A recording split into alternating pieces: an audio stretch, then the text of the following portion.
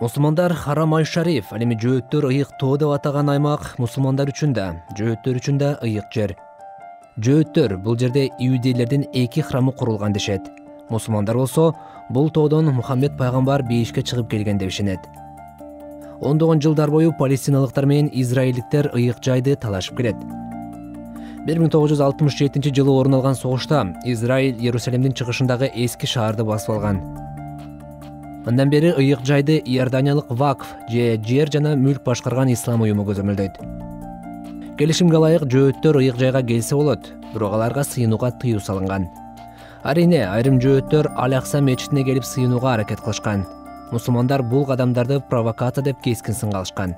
Палестиналыктар жөөт улутчулдар ыйык жерди башкаруу боюнча узакка созулган келишимди жок кылууну көздөйт деп шекишип келишет.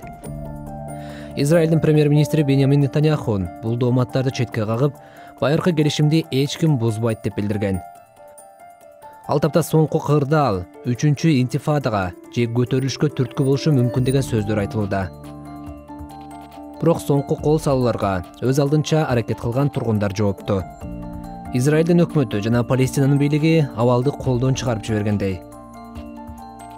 Ал эми серепчилер болсо соңку нааразылыктар абалды курчутуп, тынчтык сүйлөшүүлөрүнө тоскоолдук жаратышы мүмкүн деген жүйөнү келтиришүүдө.